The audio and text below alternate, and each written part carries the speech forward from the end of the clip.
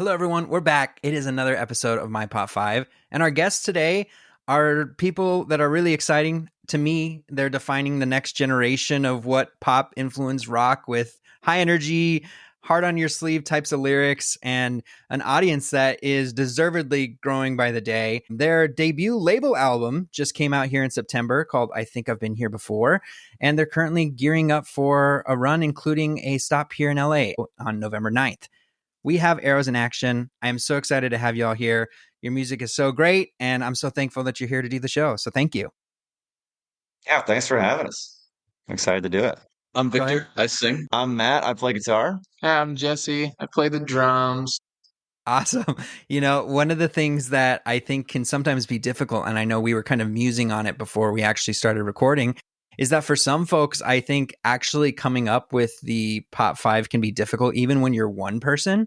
But coming up with it as a collective can be a whole different type of approach. So first question for you, was it easy? Do you all have similar tastes enough that you felt like you were able to put it together pretty easily, or was it hotly debated as y'all were putting together your Pop 5 today? Well, I think there's a pretty solid, shared space on our Venn diagram. We know each There's other enough crossover. too well. Yeah, but there's I don't know. There's quite a few things that are specific to us. I would say on this list, there are some things that are just for one of us, but we all like the thing.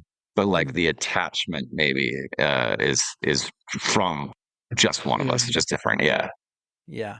I love that. I love that approach. You know, sometimes, when we've had bands before, it's like the things that influence the band directly. But I love getting into, and the fact that we will get into some individual touch points and personality touches, and how as a band, you are just a combination of all of those different influences and personalities. So very cool. Just to kind of get things started, without any comment or context, will y'all list what your Pop 5 is for the audience? Yes, it was School of Rock, Mayday Parade, Fall Out Boy, Surf's Up, and Kingdom Hearts.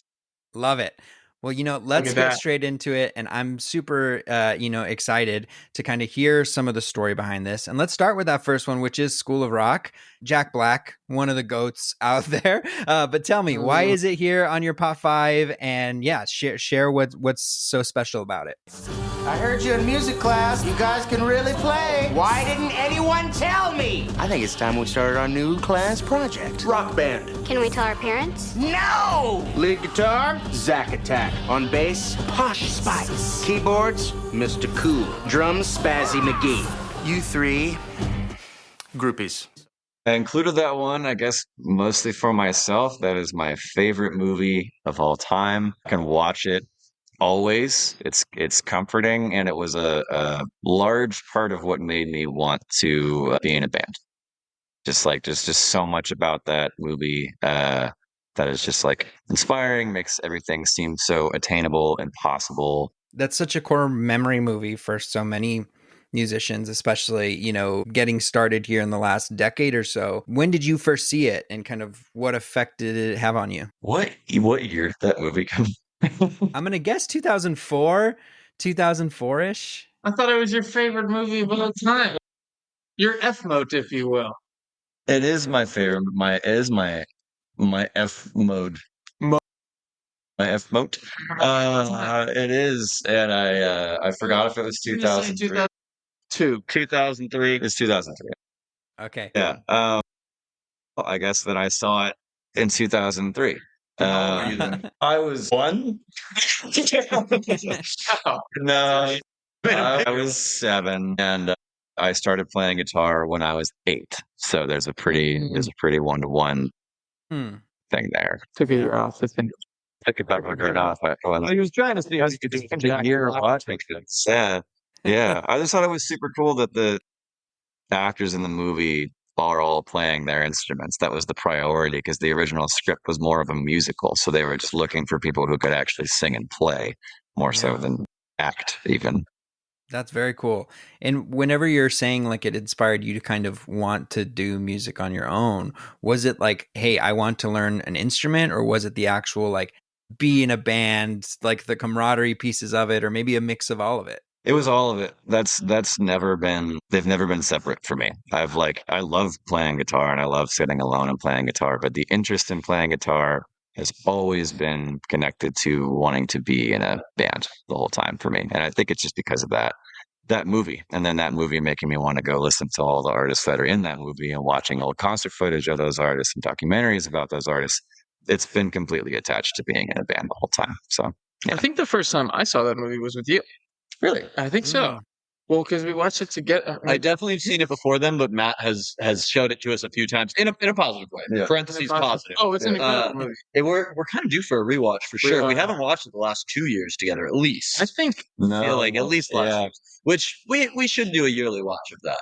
I'm down. I know Matt already does it. Already doing that. So I can include you in my yearly. Jesse and I should join Matt for one of his 2 yearly watches of School of Rock that he does every year. Yeah, I think we watched it in like 2019 or 2020. We definitely watched it when we were living together. I think that was the first time I've seen the whole movie. And I was like, yeah, this is a great movie. Great job, guys. Yeah. Good movie. Yeah, which is pretty crazy. I didn't really watch that many movies when I was like really like younger. Yeah, Definitely wasn't watching School of Rock when I was 8. yeah. So yeah. Yeah. Well, I think it brings up a good point, which is like, there's something that got you all started playing, right? And it's awesome to hear how School of Rock was here, but I also think it's a good kind of break to kind of hear the other stories here about when you first started playing and, what kind of got you to the point that you formed together as a band. So maybe let's interject here a little bit to get a little bit more history on Arrows in Action. Whoever wants to kind of take the lead on that. When did you start playing an instrument? When I started playing an instrument, I was 10 years old. This is not included in my top 5, but I distinctly remember the movie I saw right before I decided to play guitar was First Dates with Adam Sandler. Yeah, I saw him play a guitar for the girl, and I was like, that's what I want to do. I need to do that. So there is a penguin in that movie, so you can see the through line of the surfs. But yeah, so I think I was like 10 when I started. I took lessons from my history teacher. Mm-hmm. And then after a year, I learned like some basic chords, and then just went on to play a bunch of Green Day songs. Yeah. Yes. How cool. And then on the drum side? Yeah. So I started my musical career playing piano when I was like 6. I took a lot of piano lessons when I was younger. But what got me into the drums was the game Rock Band. Mm-hmm. One of the, best video games of all time, or B-Vote if you're following along. I'm going to try and get as many of those in as I can now. Oh, I guess it's BV Goat. Yeah. BV Goats. Yeah. And yeah, I got quite good at Guitar Hero, and then drums on Rock Band. I was playing on Expert. Just a solo flex. Well, Expert is real. You should quantify it. Yeah. You should quantify how it Trainers are like, what was he playing? Like hard? Easy? No. Expert. And I 100%ed Enter Sandman, and I was like, I think I can play the drum. Like, I should try this on the drums. And then I, put in my headphones and I played Enter Sandman on the drums, and I was like, I'm doing it. I'm playing this in real life. And he looks like an expert, doesn't he? Yeah. So yeah, I mean, Rock Band truly was what got me into playing the drums. It really does transfer on Rock Band drums. It's 100%. It's just playing it. It's right. I mean, like, obviously all the intricacies, add up later, but Metallica, if you can play Metallica on Rock Band, you can play it on the real drums. Yeah, it's a great quote. Wild. I have never heard anyone learning from. That's insane. I mean, one of the things I kind of went in reverse order. I have drummer as well.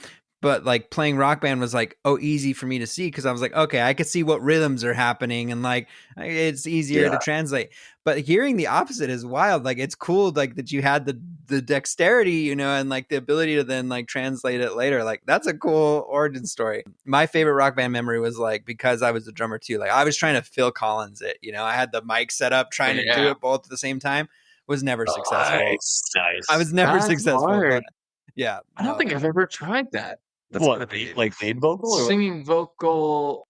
Oh, like singing in the game, Rock Band. Yeah. And because you sing and play all the time, but sing on Expert, by the way. on Expert. Yeah. You could choose. You would have to focus on both screens to get the really hard. You're really Yeah, fucking you just have to have the song memorized. Like I just was like only doing it with like This has to the be a song Killers or something. Yeah, for sure. Cool. And now tell me about the inception of the band being formed. Like, how did y'all come across each other? What's the way y'all met? Jesse, you know how the story started. I technically formed the band in 2012. Technically. Yeah. They had the DVDs back then, like we've discussed. I formed the band, and Matt, Victor were not in it at the very beginning inception, but Arrows in Action opened for Victor's band at the time. Arrows in Action's first show was opening for Foul Play, and Victor sang in that band. Long story short, that was their last show. Our singer left Arrows and Victor joined. This is before any recorded music exists, for context. Victor joins because we knew each other from the show and just from like music in general in Gainesville. And then we picked up Matt to sub on bass for us because we were like kind of filling things out. We played shows with his band, Bothering Dennis. So Arrows played shows with Matt, and then we eventually moved Matt to guitar, and that was kind of the end of it. Matt sort of sat us down and was like, we can do this for real, right? Like, we can go all the way with this. And we were like, oh, you're right, we can. We should do that. Yeah. I was a big fan. That was like 2018? 2018. So we were reborn in 2018. 2018 is like more kind of like the real stamp of year of ascension. Birth. Yeah, our year of ascension. Our YOA. Yeah. What was the inception point for you then, Matt? Like what made you feel like, oh yeah, we've got this? Like what, like to even prompt that conversation but like you had to have had a moment yourself before that to get to that point to be like, guys, let's do this. I mean, I always really liked them as people and as a band. I always thought they were super fucking good. Before I was in the band, I was playing. Can we curse on this? I'm sorry. Absolutely. Okay. Did you think we were the greatest band of all time? I thought you were the greatest band of all time. The G-Boat. The G-Boat. Yeah, I think what did it for me is I was graduating college in 2019. I knew that was coming up, and I was like, all I ever wanted to do was play in a band, and I think I was watching School of Rock every day. I was watching School of Rock a lot, and I was like, I think that if we really focus on this, and that just back then just really just meant like move in together, write all the time, do whatever it was going to take, which then became in the pandemic TikTok, like do whatever it's going to take. And I just really, really thought that. I think I don't know what started other than just watching them play and knowing that they were fucking amazing and like spending time with them. And then the looming threat of graduating from college. Yeah, Matt had like an actual timeline. Jesse and I had already graduated college. Matt was like, either I leave or we do this. And we're like, oh, shit, you should stay. Yeah. Let's do it. Yeah, well, because I was like, if you don't want to do it, like, then I might move. But if you do, we'll move in together. And we did. And it all worked out. Yeah. This is all in Florida. Is that right? Yes. Gainesville. So y'all were like just hearing the story with all the various different bands. It ended up being the super group of Gainesville. That's kind of how that's the right. started. That's what they all call us. And that's what everyone there still calls us. I love it. Okay. Very cool. No, awesome and honestly, listening to the new record, it's so good. I think y'all have such a good thing going, right? I think both instrumentally, lyrically, that it's like you can hear the cohesion, and I think that only comes from having spent all that time together. So very cool to hear the story. Thank you.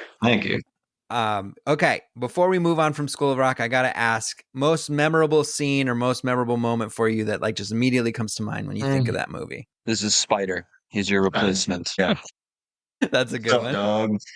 That's a good one. Jesse, you got one? Mine was also going to be the scene with Spider and the principal. Oh my god! Towards the end of the movie, I think. Yeah, that's so hot. Sorry, is it warm in here? And I think he's like hitting on her. He is. It's really he's hitting on her a lot. Yeah, that's honestly yes. Mine would be the handshake scene when Dewey improvises a secret handshake for Lawrence to feel like he belongs. He doesn't feel like he belongs. I have a little tattoo for it. Larry, welcome to my world. Boom. Okay. Boom. A couple of these. Now here. Okay. Now give me a platform. Let's rock. Let's rock today. Now do it to me. That's awesome. For anybody who's watching, I don't know if this is To prove it. Yeah, that's incredible. Awesome. Well, School of Rock, so good. So many memorable moments. Like you mentioned, excellent soundtrack. Yeah, I love the building of the band moment. Like, you play this, you play that. Like, it's just such a cool moment. That's for sure. Love that thing. Yeah. Yeah. Peak Great. Jack Black. That's what makes it seem so attainable. Yeah. Yes. It was that scene. It was so crazy, like, over the years to see like some of the cast like tweet when they would have like a reunion or whatever. Just like, you remember them as those little kids, and now how they've kind of grown up, and the drummer actually has since passed, and it's just crazy to see how time goes. But yeah, just wild to have that time capsule. But all right, let's move on to your next one here. Staying in the musical round, let's talk about Mayday Parade, a band that sits in my memory of like my going to Warped Tour days and things like that. But tell me what you love about Mayday Parade and why it's here on your Pop 5. So Mayday Parade was my first concert ever. And they were kind of like, so I have like very, very strong memory of I was going home from a field trip to there's like this water park in Tampa, Florida, and like every year we had like a field trip to go there. Pretty great.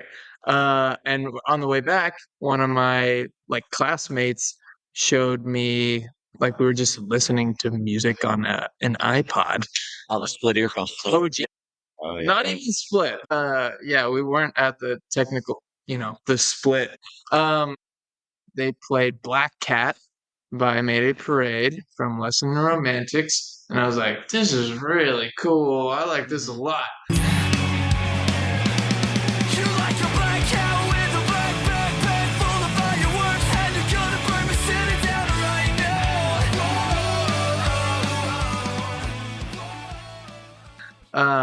And then like an assortment of other bands, like Panic at the Disco was definitely on there, Fall Out Boy.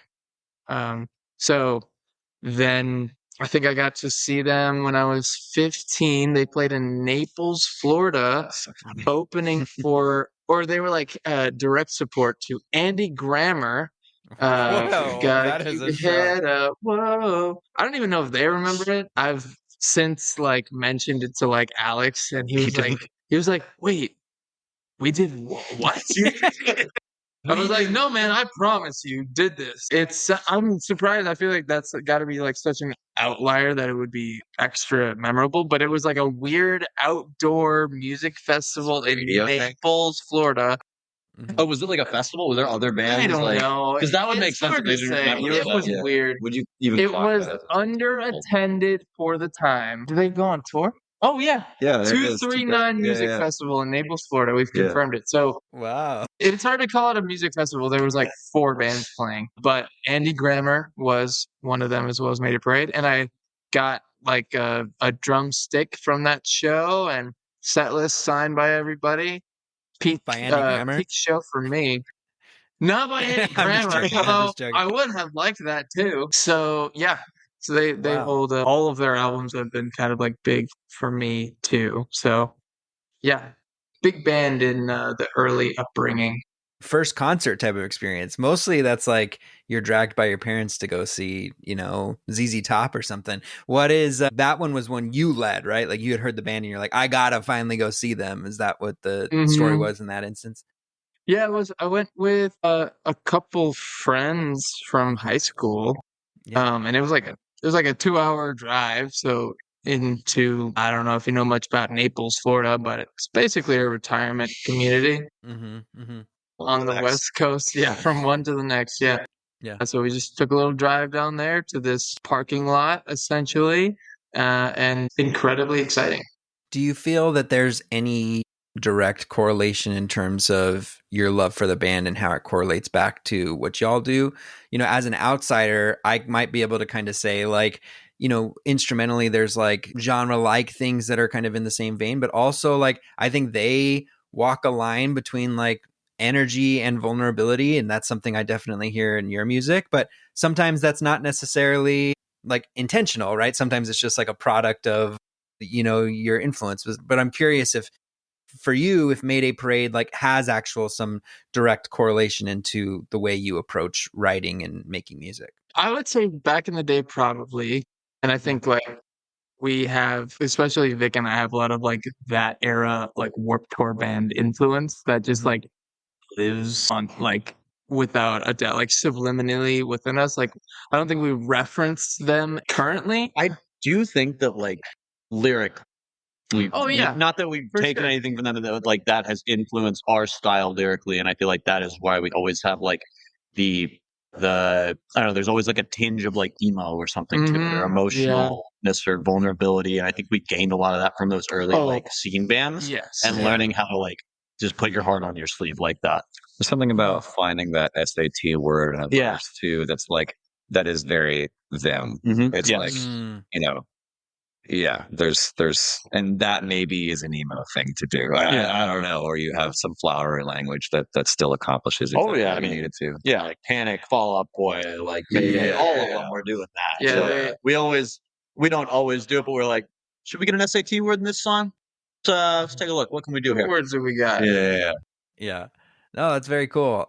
They're also from Florida. So like was that any like Yeah. special portion of it too for you when you first heard them, or did you not even know that when you first got into them? I think I would have known afterward, not right when I listened to them, but I think before I saw them, they talk about like Tallahassee and Gainesville in some of their songs. Mm-hmm. And like and Valdosta, like yeah, very specific to Wait, like a this song is about Valdosta. well, That's fucking an awesome. EP. Did they play the Valdosta DIY house? I hope so. That's my next question. If But we see it again. so they have, they mention a very specific. It's just called Valdosta. Well, the That's the album's EP. called, the EP's called Valdosta. Yeah. It's like an Oh, yeah, I missed that. What a crazy. Sorry, we're realizing this now. yeah. I The missed small. So they they have That's so cool. a bit of a very specific like cross section of Regional. Florida, Georgia region. Yeah, so that is very cool. I gotta say, you are fast with the Google or Chat GPT search or whatever you've got. We're I'm on like, this whole time while you're chatting, I'm like, you're finding stuff fast. Yeah, we got a fact. I love it. Victor's just Googling. He's our I love when we have a conversation and go, man, I wonder what that is. And I go, guys, guess what? Man, funny story. When my band, when we were touring back in like 2016, we decided we were going to do like a writer's retreat in the mountains for like to make a new record.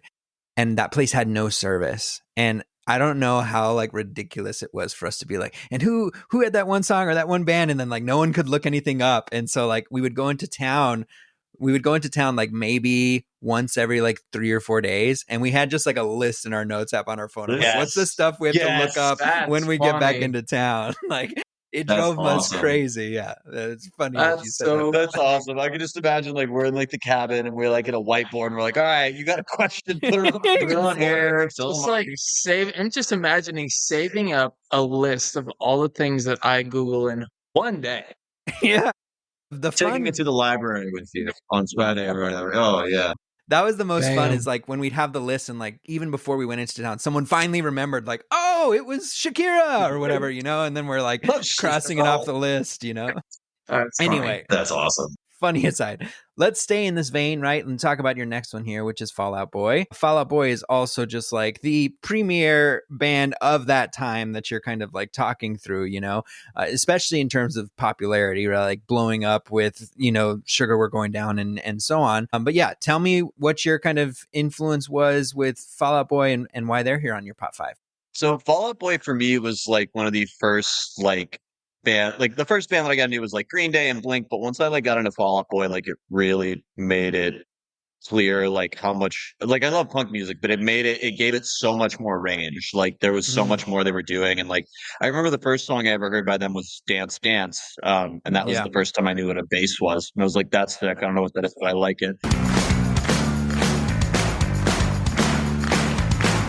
Says she's no good with words, but I'm worse. But started out a joke of a romantic And that piqued my interest in bass. But like I remember getting really into their first 2 albums, and just like that was how I learned to sing. Like I didn't take vocal lessons growing up or anything.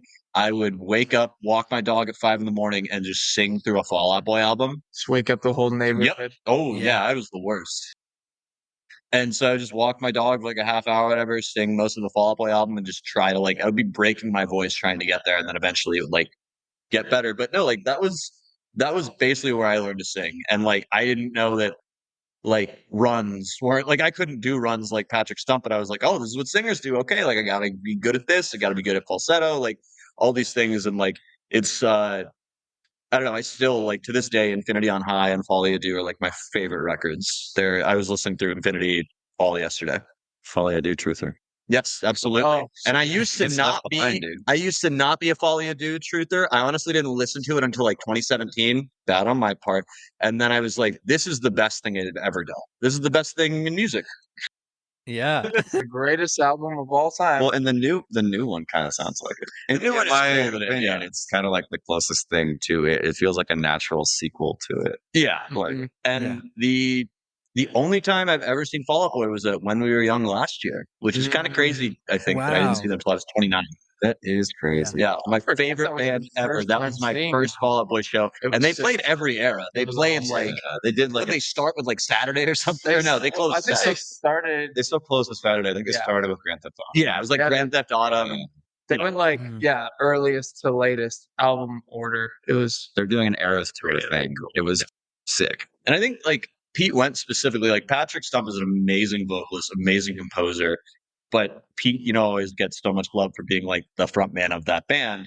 But he is such an awesome lyricist. Like there were so many things that I loved learning from them, where it kind of felt like almost like Green Day lyrics. It would be like a fun twist on something. Like there's a line in Carpal Tunnel of Love, first of all, great title, where it goes like robbing lips and kissing banks under this moon. That means nothing, but I think that's so funny. I think that's such a cool line just to have. Like I think he influenced a lot of like my writing at least.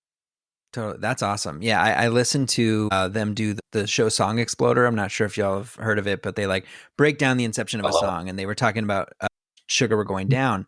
And one of the things that I thought was interesting is like so much of what Pete Wentz would just do is while they're in the studio, they'd have a rough melody and he's like, here, use this, and you're just trying to like dissect whatever he wrote in this like journal entry of sorts into like making it work into the song. And like, yeah, it's like all these great songs started just from Pete Wentz just, constantly writing lyrics. And I think that's cool. Yeah, well, and like the last thing I'll say about it is just like it's so funny when you hear Patrick singing, because like when you look at the lyrics, you're like, oh, he had a melody and he just twisted whatever Pete had into this, and it just works because of how he sings it with so much confidence. Like, and also the lyrics are great. Yeah, it's not too dissimilar from how we write sometimes, I think, where it's like we usually have a melody we're really excited about already, and then it's fitting a concept or even a journal entry or a rant or some kind of thing into it, like puzzle pieces, like we start with melody and then we go, okay, what is this conceptually kind of fit that? So like it's a little like that. Yeah. It's like what is this super kind of like heady concept thing? How do you make it digestible to fit this melody everyone's stoked on? That's cool. Yeah. No, totally. That makes complete sense. Awesome. Yeah. Last memory that I have for them is like, one thing that I'll always like feel special about that band is like I'm a little older than y'all, but like when I first got my first iPod, like in iTunes was like the first place you could like download music. My first MP3 download that I paid 99 cents for was Sugar We're Going Down. And so it's just like, what was the first thing you ever downloaded on iTunes? It's like I can say it was that song. Best song ever. I think my first one is Teenagers by NCR. Oh, that was one of my first. Yes, that was like probably the first of 4 songs I downloaded on my iPod. I think mine was Great Escape, but Boys Like Hell yeah. and like Firefly by Halves. Yeah, brother. I weirdly Great enough Escape had record? an iPod too that came with the Gorillaz album. What? Nice. The one that had like Feel Good Inc. and Demon Days. That one. I got an iPod 2 that had that. So this is where your hip hop comes from. Okay. I have no. I don't know how to do any of that, but I love it. Oh man, you mentioned the Great Escape record, and that just like unlocked something for me with like, especially like because the drumming on that record I think is unreal. Like it's so good. But let's get on to your next one. Finally moving away from music.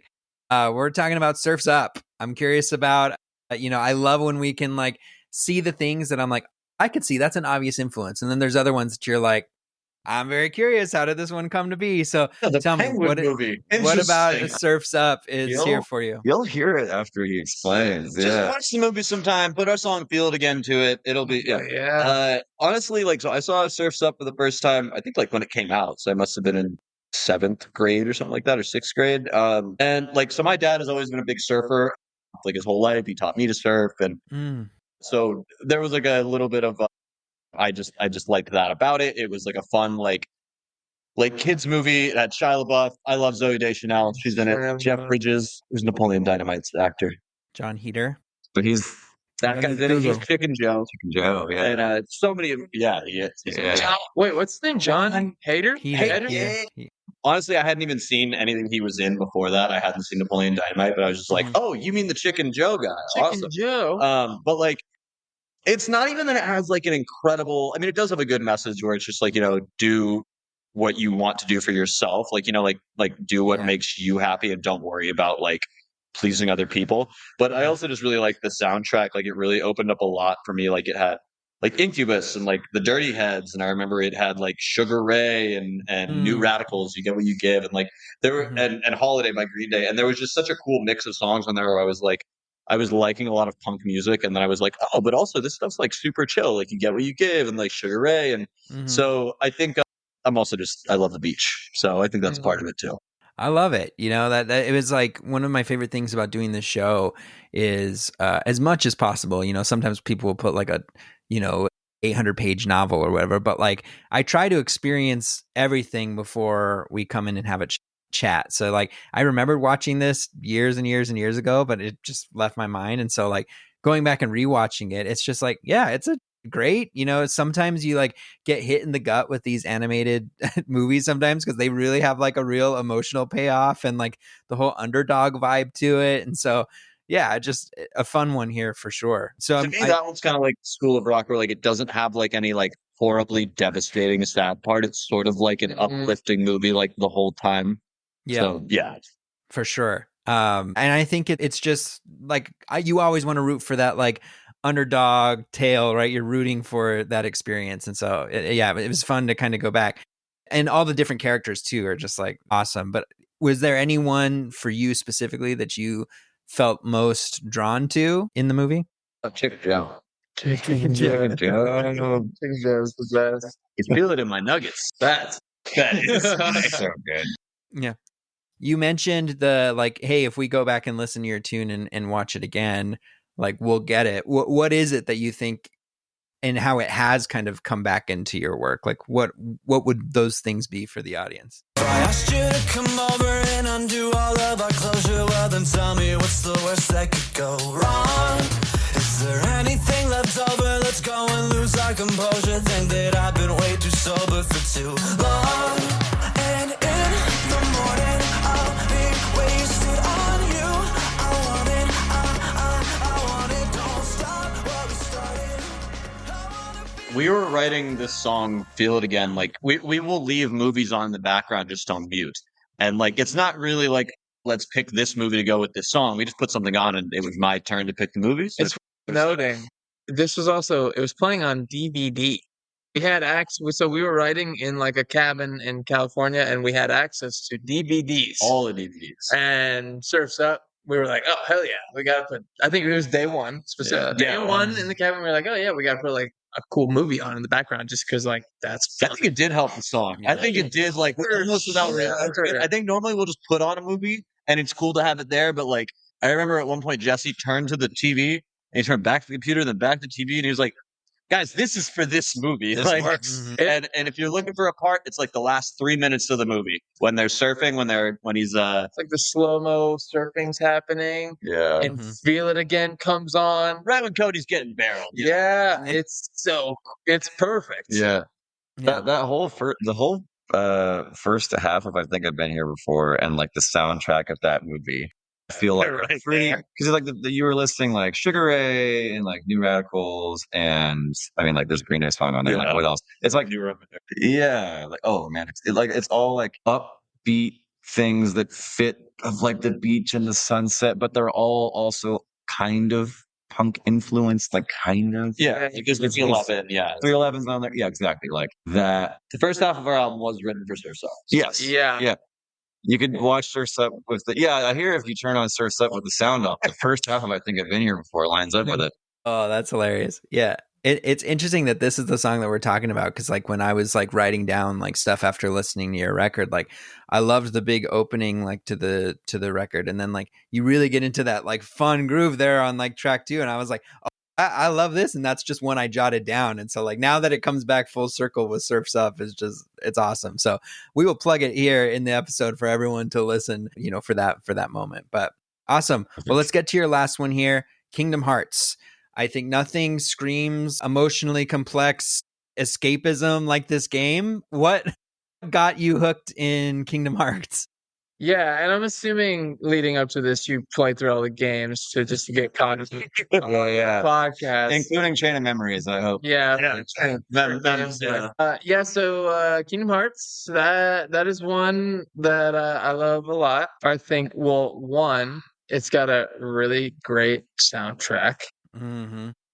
Including the like intro songs, which are insane, like Simple and Clean and Sanctuary, like ridiculously good. And then I can't remember the name of it, but the third one has like a Skrillex remix that's insanely cool. So like they went way too hard on the soundtrack for whatever reason.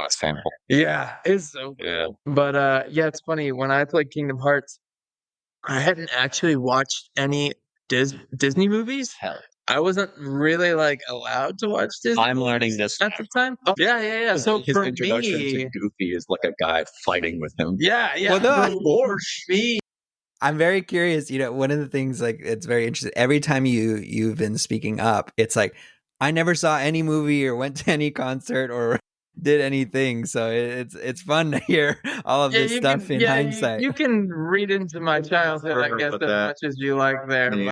Yeah, so when I played Kingdom Hearts, I was like, oh, this is sick. So for me, like Disney is Kingdom Hearts. It's like, oh, that's Stitch from Kingdom Hearts. No wonder you have such an affinity for this game. Yeah. King Mickey from Kingdom Hearts. They invented all these powers. Yeah. And so yeah, crazy story. I mean, you couldn't even possibly sum it all up you know, in an hour. I've watched many hours long summaries of the Kingdom Hearts storyline and to really understand it by the end. But it's really, really fun game. Obviously, all the Disney worlds are super, super cool. And how it influenced me, I'm not sure. But I have a Kingdom Hearts tattoo, so I certainly did something. Yeah, it's interesting, you know, like whenever you have a game like that just like can be, you know, hey, look, we like beating bosses and hanging out with Mickey and listening to the cool soundtrack, but also has like some pretty deeper meanings and themes. Like I remember like going back and reflecting on like when I had first played through them younger, like such like a huge importance and value on friendship or just like belonging, like, you know, like not knowing where you belong and like those elements of it. And like I don't think that I would have been able to place that when I was playing it, that like these are themes. But like when I look back on it later, it's like, oh my gosh, like there's so much learning that you have and kind of experiencing those things with those characters. So yeah, it's interesting that you say like, I don't know how it influenced you, but like it wasn't until like revisiting it for this conversation that I was like, oh gosh, yeah, like there's so much elements about like how you can view the importance of friendship or navigating darkness or otherwise, you know, just from playing a video game with Mickey and Goofy and Stitch, you know? Yeah, it's very like sense of purpose and like, you know, your place in the world. I feel like much like Kingdom Hearts, we do everything big. Yeah, do big. It's funny. It's kind of fits that stuff in kind of subliminally. Like I should have put like Avatar: Last Airbender. Like that kind of does some of that teaching, sometimes right in front of your face, but a lot of it subliminally too, with the way that the friends interact and solve problems amongst themselves. It's like if you watch that at a young age, like you might have some of those like emotionally intelligent problem solving skills just from watching it. Totally. Yeah. So similar to you know, Feel It Again, if one of your songs is playing in the background of like a boss fight or something here, what do you think it would be? Well, this you picked yours, but I just made like a I haven't video edit on seen- TikTok of one of their songs to it. Oh, that I think yeah. works. Yeah, Matt made a great edit to "Stay Awake" to like one of the intros of I think one or It's two. it's the ending of 2. Yeah, Yeah. which is like really, obviously there's like a lot of like dreamy, surrealish like visuals that go with that, but they're very like, oh no, that guy just disappeared. Stay Awake definitely fits for a lot of that like very lofty visuals that happen in like the intros and outros of the game. Yeah, I don't know how intense these fights are, so I don't know what would fit. But I think something here is Cheekbones would be good for a fight. I think here Vic did not play any of Kingdom Hearts, but he did play Pokemon, and I know Matt loves a lot of different video game soundtracks. Yeah. So there's definitely video game music.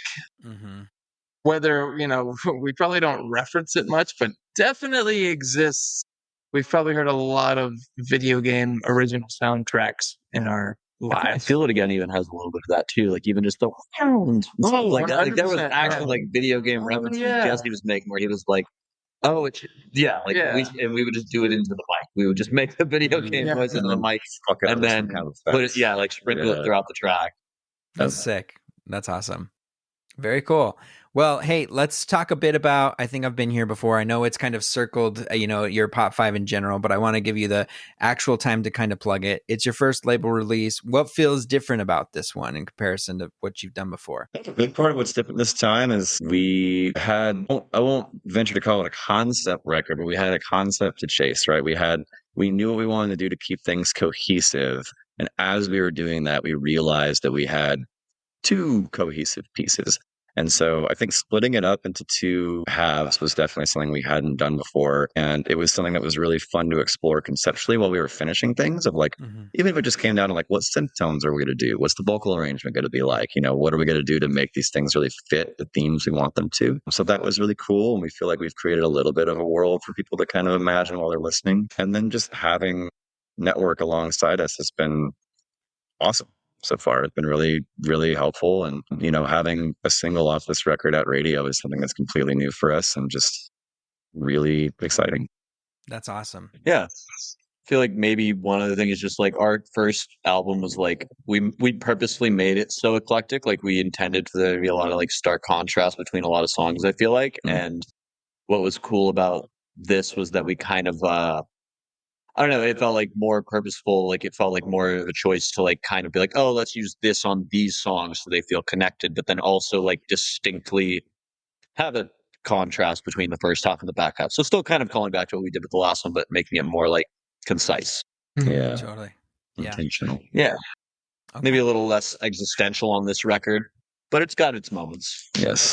Yeah, no, I think it's so well done, and I think you get pulled into a world. Like I said, whether it's the sonics or lyrically, it's so well done. Y'all have such a good thing going, and yeah, I just can't wait for more and more people to hear it because it's solid. No skips, top to bottom. Really great work, y'all. We'll get you out of here, but before we do, we ask everyone 5 rapid fire questions to wrap up everything. So first things first, if y'all had to be on a reality TV show, which one would you choose? Survivor. For me, at least. Survivor. Yes. Okay. And now I will probably cut this, but this is just for me because I'm also a Survivor fan. Old era, new era rules. Do you have a preference? Honestly, I like the new era because I think because I'm a nerd and I just like meta game shit. Like built on it's itself. really turned into like a brutal strategy game. Whereas although old era Survivor was very fun to watch, for sure, I like it. But now it's like it really is like survival of the strategist. Sure. And it's very interesting to watch from the game and just like the social perspective. It's very cool. Yeah. Very cool. Awesome. Next one here. If people have never consumed any of your Pop 5, what's the one you'd want them to go experience right now? Jeez. Or Fallout. I was gonna say Fallout, boy. You gotta. I'll say School of Rock. Understandably. I think you should play all 10 Kingdom Hearts games. Yeah, I guess we have individual answers for this now. You should watch School of Rock. It'll make you a better. You should watch School. If you haven't seen School of Rock, you should see School. Yes. Yeah. Beautiful. What's a favorite onstage moment or performance? Jesse ripping off his pants whenever we have tracksuits that we do tearaways. Yeah, I did a little fun little tearaway pants bit on this last tour. I think the most notable one moment was when my drums fell apart at a show in Atlanta. Oh yes. Good fall. Completely fell off the riser. The drums all fell off the riser. How? Hard to explain how that happened, I guess. We don't know to this day, but It's hard to. you can look it up on TikTok. There's Something videos. to do with magnets. Oh, I knew that. But it turned into a very funny moment. It was very characteristic of us, our reaction to what is a show-stopping moment. But it was very fun, and everyone who was at that show, whenever they see us, they go, "Oh, I was at the show where the drums fell apart." Jesse jumped off of his drum riser, walked to the front, grabbed a microphone, and said, "Hey guys, we're going to take a second." It was just positive. Everybody laughed, and then So fun. You never see a drummer jump off his drum riser and walk to the front of the stage like that. Talk about this instead of fixing it. Yeah, That was crazy. Yeah, it was really funny. I feel like Good I time. still have nightmares. I don't tour or anything anymore, but I feel like I still have stress dreams of something not working, like my clutch flying off or, kick drum head breaking mid show. But for the whole thing to collapse, that's just nightmare fuel for me. There's only so much you can do. just accept it for what it is. no damage, really. Yeah. Just a really funny clunk and a crash. Yeah. All right. If you found out tonight was your last show you'll ever play, what's the song you're closing with? With cheekbones, right? Yeah. It's a topical discussion. If we thought it was the last show ever tonight, I think I would vote we still close with Uncomfortable. Close with Uncomfortably Night. Yeah, you're right. You are right. We said that because we were talking about what the closing. Yeah, we've been talking about this in a today. beautiful, let's all celebrate this first thing that got us here way. Yeah. I like that. Yeah, Either that or MJF. Cool. Go way back. Way back. Yeah. Yeah, I think the Cheekbones closer potential is a future looking thing. Yeah. You're right. I say we play a song from Matt's old band. I say Andy Grammer. Right. A cover of Andy Grammer. Andy Grammer. Yeah, I'm good. It's a good song. All right, last one. What's one piece of advice you'd give a group of folks trying to do the whole band thing? They're like, hey, we want to do this. They have their own Matt in their world that's pulling them and say, hey, we can actually do this if we take it seriously. What's the advice you'd give them? I like to say, because there's no go to this guy and do this thing. I always say just look at what look at what you're doing and can it get better? How can you improve? Because there's make the music better, make the content better, make the show better, make the actually just level-headed, sit down, assess what you do well and what you can improve on and just make incremental steps to improve each thing, because there is no and keep doing it. Don't let that stop you from making music, right? If you're not gonna keep making music, keep recording music, even if it's not as good as you wish it was, keep trying, keep going, because all the little things add up. And all of that. See, look at what your peers are doing and what's working for them and do that too. What do you think? I think to kind of jump off of, the look at what your peers are doing is whether that's with TikTok, with what we do now, or looking at our heroes that we wanted to be we have always copied what they've done, and not lyrically specific, but just how are they going about promoting this? How are they using social media? And then looking at that and going, okay, and how would they do it? How would we do it better? Not to say that they're not doing it good, but to Jesse's point of looking at what your heroes and peers are doing and say, great, so we'll do that too, but we'll do our own spin on it and learning how to differentiate yourself. Yeah, what does that look like for us? Us figuring out our bits has been our biggest personality thing. not taking ourselves seriously very seriously. Very seriously. And I would add 2 things to it. I do want to give him credit. I would add 2 things to that, 2 little things. One is just in all that, persist. Keep doing it, even if you feel like, oh, the numbers went down, or oh, there aren't any numbers. Like, persist, because there will be, and the numbers will go back up. They Even just will. zeros. And if you stop believing in yourself, then you'll be right. And then on top of that, have fun. And that might sound really stupid, but for real, make sure you're enjoying it. And if you're not, check in and ask why. Is it a temporary thing? Oh, that's fine. Is it something that you need to change? Great. Do whatever it takes to do that. Because if you're not having fun while you're performing in front of 10 people and making music for those people, you're certainly not going to have fun when there's 1,000. And at that point, it's your life. Yeah. Figure out right now what makes it fun and keep it that way. There's actually like a Ford commercial running right now that says what you just said. Well, I should be in advertising. Whether you believe that you can or you can't, you're right. Oh, well, that's That's a trope. That's just okay. Yeah. It just made me laugh. They didn't coin that, but I was just like, I had seen it so many times, and then you said it, and I was like, is everyone saying this? You have just seen the inception of a new bit here at Arrows in Action, where every time one of us tells a story or says something more than 30 seconds, we go, I saw that in a Ford commercial. It's just like a thing on stage. It's something that sounds like it's coming from the heart, and you can be like, I think I heard that in a Ford commercial. From a Ford commercial? This is our new bit. Thank you for giving us commercial. Yeah. Anyway. Awesome. Well, great, y'all. Thank you so much. Ford. Yeah. We still want an endorsement. I don't know, whatever it takes. Oh, that's true. That's true. Awesome, guys. What else you want to promote? Where can people follow you?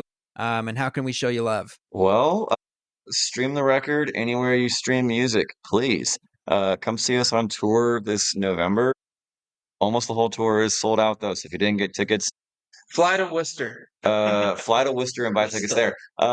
Or, follow us and just stay on the lookout for more touring, because we're very busy. And we want to say hey. Coming soon. Big year ahead of us. Yeah. A big year after that, and a big year after that. And a big year ahead of you, too. And you should have some. That's right. Thanks. Yeah, I'm hopeful to be there. I was talking to Claire. I'm hoping to be there at the show at the Belasco. So would love to be there. Yes. We look forward to meeting you. Yeah. Well, awesome, y'all. Thank you so much. Appreciate it. Y'all are doing a really great thing. Forever a fan now. And thank you so much for doing it. And thanks for having us. That'll do it for today's show. Thank you so much for listening. Go stream Arrows in Action wherever you listen to music. Go check them out on tour. And we're going to hit out with the song Uncomfortably Numb. It's a song they mentioned that they would put on the last of the set list if it was their last show. So here's Uncomfortably Numb. We'll see you next time. But until then, what's your Pop 5? Got me in the dark speaking in tongues. Tell me, when did this stop being fun? We're undone and uncomfortably numb.